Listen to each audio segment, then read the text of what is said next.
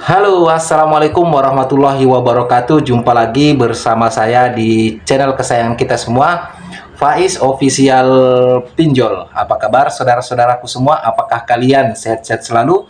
Saya doakan semoga kalian selalu dalam lindungan Allah Subhanahu wa Ta'ala, dilimpahkan rizkinya dan selalu diberi nikmat sehat. Amin, amin ya robbal alamin.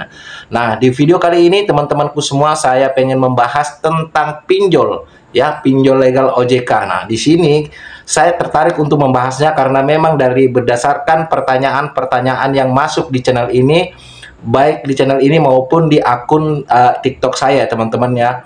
Banyak yang beranggapan pinjol itu tidak perlu dibayar karena sudah di-cover oleh asuransi. Nah, tapi banyak di antara mereka yang tidak tahu kategori yang mana yang di-cover oleh asuransi.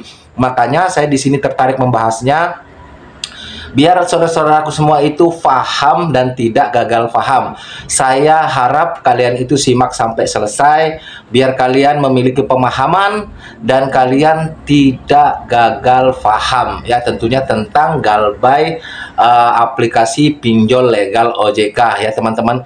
Namun sebelum saya melanjut untuk lebih detail, lebih lanjut, alangkah baiknya buat teman-teman yang baru saja bergabung dengan channel ini atau baru saja menemukan channel ini, pastikan kalian sudah support saya dengan cara subscribe channel ini dan juga mengaktifkan tombol loncengnya, agar kalian itu tidak ketinggalan ketika saya mengupload video-video terbaru di channel ini, tentunya seputar pinjaman online atau pinjol, ya.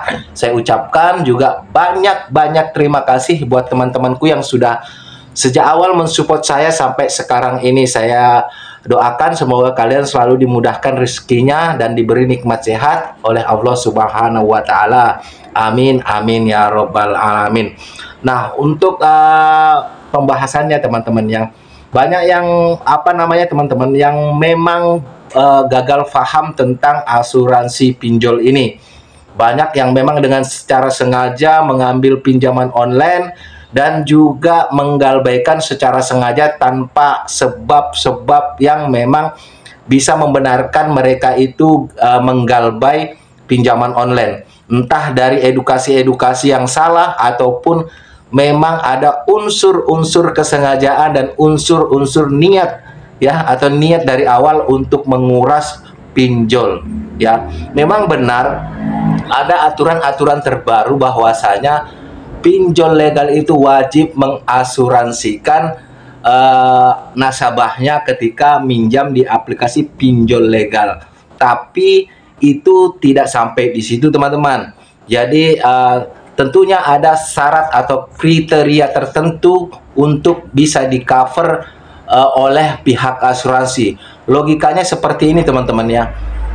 Asuransi mana yang memang berani betul-betul mengcover hutang-hutang kalian? Bagaimana jika serentak semua nasabah pinjol itu menggalbay pinjamannya karena sudah merasa di-cover oleh asuransi, teman-teman? Tentunya tidak ada asuransi sebodoh itu, teman-temanku semua ya. Jadi ada kriteria yang memang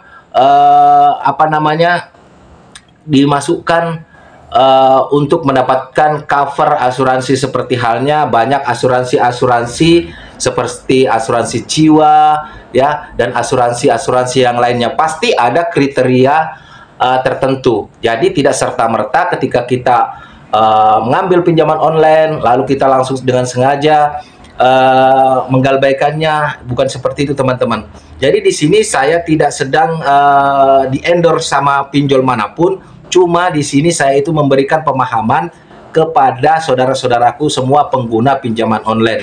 Jadi kriterianya apa? Jadi kriterianya itu, teman-teman, yang memang orangnya sudah tidak ada, ya, atau alias mohon maaf meninggal itu. Dan yang berikutnya teman-temanku ya, itu memang sudah tidak bisa dihubungi baik lewat telepon maupun itu didatangi ke rumahnya, memang sudah hilang. Itu masuk kriteria, ya teman-temanku. Tidak beda hal dengan kalau kita masih bisa dihubungin, didatangin ke rumah itu masih ada orangnya, itu tidak masuk kriteria cover dari asuransi. Kita mainkan logikanya seperti tadi saya bilang, apa namanya, tidak ada pihak asuransi yang sebodoh itu teman-teman ya. Ya, tiba-tiba mau mengcover semua apa namanya, hutang-hutang kalian. Tentunya mereka akan rugi. Itulah kenapa pihak-pihak pinjol itu kalau kita galbay masih kita ditagih ya teman-teman. Masih kita selalu ditelepon dan ditagih mengingatkan bahwasanya kita mempunyai hutang seperti itu. Kalau toh memang bisa di cover 100% oleh pihak asuransi, maka apa namanya, pihak pinjol itu tidaklah perlu lagi menagih kalian ya. Kalau memang di cover itu kita masukkan di logika teman-teman. Kalau memang di cover, nggak mungkin dari pihak pinjol itu mau menelpon kalian. Kan sudah ada yang menjamin bahwasanya hutang kita itu akan dibayar oleh asuransi ya, seperti itu teman-teman. Jadi dari sini mudah-mudahan kalian pahami ya teman-teman. Dan juga proses klaim asuransi itu tidak semudah yang kita bayangkan.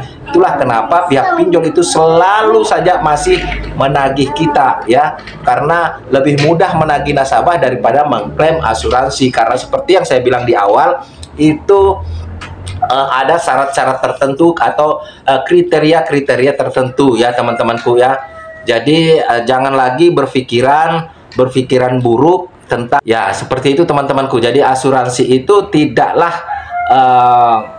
semudah yang kita bayangkan. Pasti ada kriteria-kriteria tertentu ya. Jadi jangan mau dibodoh-bodohin untuk kita itu sengaja untuk menggalbaikan hutang kalian. Tetap kita harus usahakan.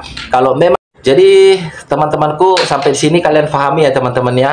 Jadi tidak semua hutang pinjol kita itu serta-merta di cover oleh pihak asuransi ya. Tapi sampai sini yang perlu kita ingat teman-temanku, kalian tidak usah takut ketika kalian itu galbay di aplikasi pinjol manapun, baik itu ilegal maupun legal. Kalau memang kalian itu belum memiliki uang ya, kalau misalkan kalian telepon, ngomong aja ya teman-teman bahwasanya kita memang belum memiliki uang teman-teman ya. Jadi kalian ngomong sejujurnya kalau kita itu belum memiliki uang ya. Dan juga tidak usah takut karena memang tidak ada unsur-unsur pidananya. Kalau urusan utang piutang itu urusannya cuma di perdata ya teman-teman, tidak ada unsur pidananya. Kecuali kalian itu melakukan pemalsuan ya, atau kalian menganiaya, mohon maaf ya, menganiaya desa-desa yang datang, itu ada unsur pidananya. Jadi ini saya menjawab keraguan teman-teman dan juga kesalahpahaman teman-teman tentang asuransi dan juga ketakutan teman-teman tentang galbay pinjol. Semoga ini dipahami dan juga dicermati oleh teman-temanku semua pengguna aplikasi pinjol. Sekali lagi saya tekankan, saya di sini tidak sedang di-endorse. Saya juga apa namanya, saya hanya memberikan edukasi kepada saudara-saudaraku yang terlilit hutang pinjol atau mungkin baru mengambil hutang pinjol. Jadi ini berdasarkan pengalaman pribadi saya tentang bagaimana saya itu terlilit pinjol. Jadi saya tidak serta-merta hanya bisa cuap-cuap saja teman-teman. Saya juga pernah seperti kalian dan akhirnya saya bisa keluar di jeratan pinjol ya. Semoga video ini bermanfaat teman-teman ya. Saya akhiri, wassalamualaikum warahmatullahi wabarakatuh. Salam hormat saya, Faiz Official Pinjol. Sampai jumpa di video-video berikutnya.